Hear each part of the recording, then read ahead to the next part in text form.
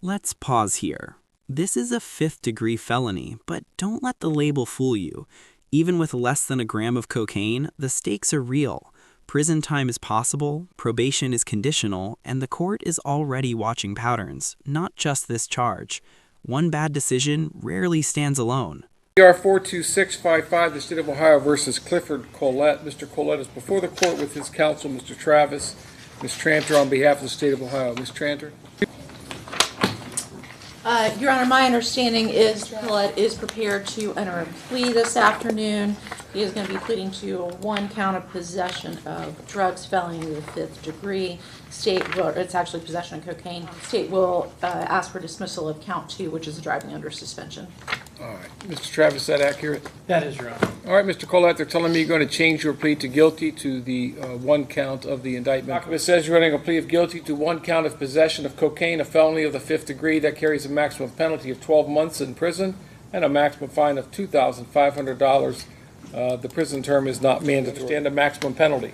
You're also subject to a discretionary period of post-release control, which means that if you're sent to prison on this charge, upon your release, the adult parole authority may supervise you for up to 2 years. If you violate those rules of supervision, the adult parole authority can return you to prison for up to 1/2 of this court's original sentence. Mrs. Tranter. Your Honor, this occurred April 27, 2025, Warren County, State of Ohio. On that date, the defendant, Mr. Collette, was in possession of 0.9 grams of cocaine, a Schedule II substance. Mr. Travis, anything on those facts? Nothing facts.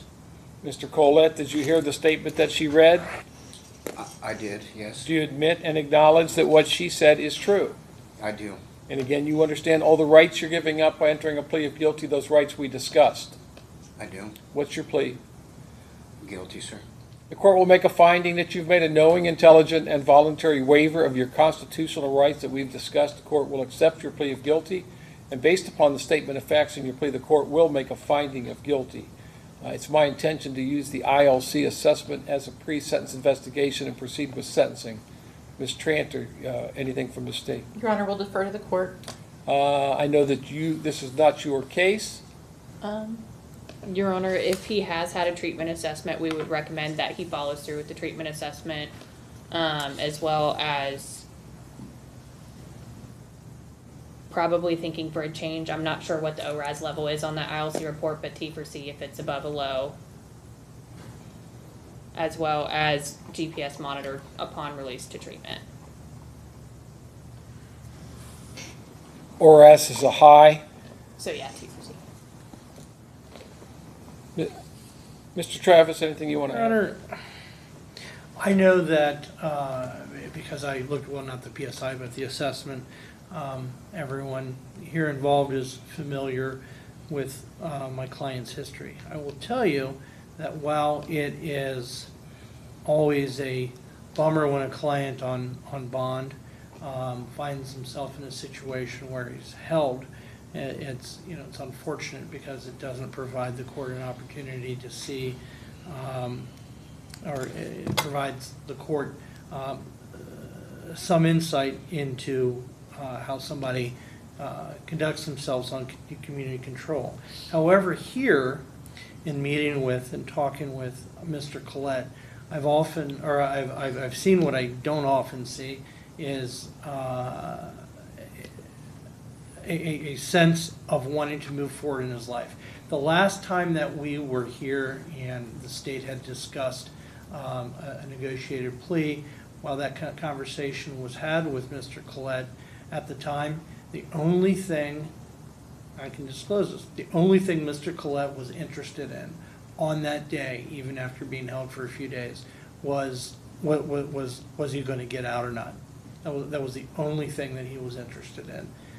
And since then, that has changed. He's in the 3-day-a-week drug treatment program over at the Warren County Jail, and I've been in contact with his father and an aunt who have been extremely supportive, and I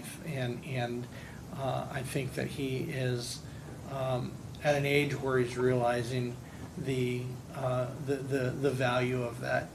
And some things that I don't normally think are necessarily positive for a client, but I do hear. In speaking with Mr. Collette, he has been completely honest with me, saying that he has some concern about 3 years of probation because he has not been that successful very often for not using. But the program that he's been in, and really more than that, the time that he has been held since the last time his bond was revoked, I get a sense of resignation that he's over this, willing to accept the help from the community and from his family, and it's just that, hey, I'm too old for this. But I see a man who, or I hear from a man who recognizes the uphill battle that he has, and I'm no longer hearing, hey, I don't care what's going on, whatever they want to say, whatever I need to say, I just need to get out of here. I'm seeing a resolution and some change. Thank you. Mr. Collette, anything you want to add?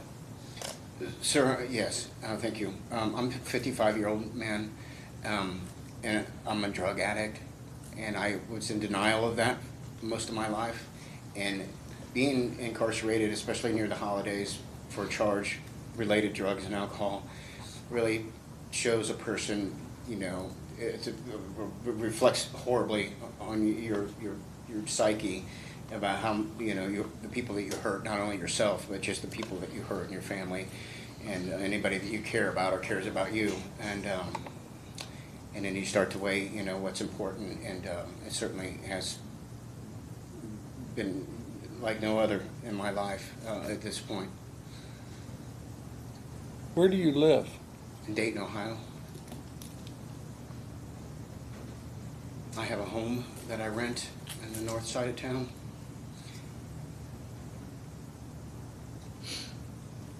And I have been in contact with his father, who had discussed that still being available. That was something that was my understanding from his family, the residents, at the time that his bond was revoked. If I may add one last thing. It used to be throughout my life, whenever I was in any kind of trouble, the probation, you know, was difficult for me.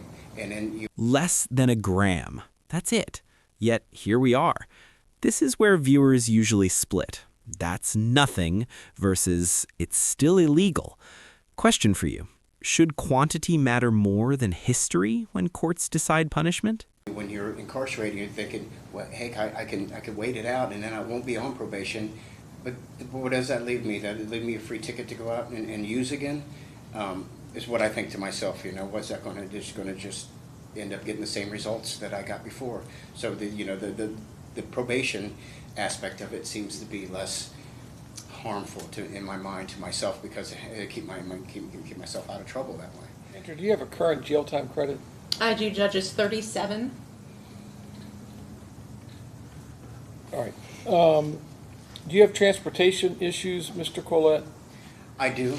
I owe rear child support. Although my daughter's 30, I owe rearage, and so they suspend my license for that. You're not working? I am working, yes. I'm on a construction crew where they come and pick me up at my residence. Mr. Collette, the court is going to make a finding today that you are amenable to community control, so I'm going to place you into community control for a period of 3 years. You will be subject to the supervision of the Warren County Probation Department. You are ordered to refrain from use of any drugs, alcohol, or marijuana. You are not permitted to use any of those in any form. Do you understand that? I do. I really hope that, you are 55 years old. It's time to stop playing around with the illegal drugs. And if you really want to get your life back in shape, you get with the program, you follow the orders and recommendations of your probation officer, and she's here to help you. But I'm telling you, if you slip up, I'm probably just going to send you to prison. I'm not going to screw around with you. So while you were out on bond, I know you used cocaine, and you got to stop. So whatever you were doing, being around those people or in those places, you have to stop. So you're ordered to complete substance use disorder treatment. You're ordered to complete the thinking for a change course. You have 37 days jail time credit. The court finds that you're indigent for the purpose of any fine, costs, or other financial sanctions. I will release you today on electronically monitored house arrest. I'm I'm going to leave the length of that monitor on at the PO discretion. So that's going to really depend on how well you cooperate starting off with and how quickly you get yourself into treatment. And then I'll let the probation officer notify me that she's satisfied that you can comply. And you understand what happens if you don't comply. You understand what happens, right? I do, yes. Tell me what happens. Prison. You're also subject to the discretionary post-release control, which I spoke about a moment ago. And that happens if you are sent to prison. Tranter, did I leave anything out? No, Your Honor, thank you. Anything else? No, Your Honor. Mr. Travis? I always like to make sure that the mechanics of the first reporting upon release, how will he get notice of that, or is that something? Well, someone's going to Yeah. someone's going to hook him up with a monitor. Yeah, we'll pick him up. Okay, all right. All right, Appreciate very it, good. Your Honor. All right, you have an opportunity now, if you're sincere about getting your life in order, which I sincerely hope you are. I'm rooting for you. I'm not here to root against you. I want you to do well, but you got to get with the program. Okay? So you've still got a lot of your life left, and you keep using this cocaine, it's going to kill you. Yes, sir. All right, good luck to you. Thank you. Thank you, Your Honor. 5 CR 42655, the State of Ohio versus Clifford Collette. Mr. Collette is before the court with his counsel, Mr. Madden, Ms. Tranter. On behalf of the State of Ohio, we're here for a final probation violation hearing. Mr. Madden, does your client wish to have a hearing? No, Your Honor. Mr. Collette, you understand you are entitled to have a hearing? Sir, yes, You wish to waive that hearing and admit to this violation? I do. All right, Mr. Madden? Your Honor, we talked the potential for just doing prison time. We're getting evaluated, and he says to me he would like to be evaluated to see where this goes. All right, at this time, Mr. Collette, the court's going to find that you have violated the terms of your community control. I'm going to continue you on community control at this time. There will be an updated assessment, and you will be ordered to comply with any recommendations in that assessment. At the very least, you're going to be going somewhere into sober living. You have to find some other place to live. You can't be living with other people that are in active substance use. So you just can't, it's just not going to work. You are how old? 55. 55 years old, and you're still dabbling in illegal drugs. You need to get a job. You need to get your life on track here. What about, where do you live? Where do you live now? Other than, not the jail, but what town are you Old from? North Dayton, sir. You're Old from North Dayton? Yes. You don't have transportation. I do have a vehicle, yes. You don't have a driver's license. I was told I could petition the courts in Dayton for driving privileges. This is rare courtroom honesty. The defense isn't pretending probation will be easy. They're admitting it might be the hardest thing Miss Mann's ever done. That matters. Judges listen closely when someone admits weakness instead of promising perfection. Even though I owe rearage on child support. Since Okay. What about assessing him for drug court? We can have him assessed for Have drug. you ever gone through drug court? I have, yes. When? I completed it 2 years ago. Is that when you did a STAR program? I've been through it, yes. Completed it. Have you been to prison? Yes, I have. Same charge, really. I don't know how to get through to you, Mr. Collette. I mean, at some point in time, you got to grow up and start making better decisions. And I feel that I'm getting that to that point with my age that I feel the same way. All right, let's get an assessment done, and then you're ordered to comply with that assessment. I'm thinking that you probably need to look into, again, I don't know whether we're talking CBCF again, or residential treatment, or sober living, or something. Yes, Your Honor. We need to find something better, but, okay, all right, let me know. Your Honor, when he's released, if it's not a CBCF, would you like him back on the DPS monitor? Your recommendation? I think initially it would be a good idea just to Well, make sure that he doesn't yeah, go back. let's try that, electronic monitor to house arrest, if he's not a CBCF, and then, but I'm thinking he needs to go into some sort of residential treatment or sober living at the very least. Because where else where you've been living, where else would you go if you can't go back there? I've had success after leaving the NOVA program. He wants to know where you can live instead of the place you're living now. Where I can live,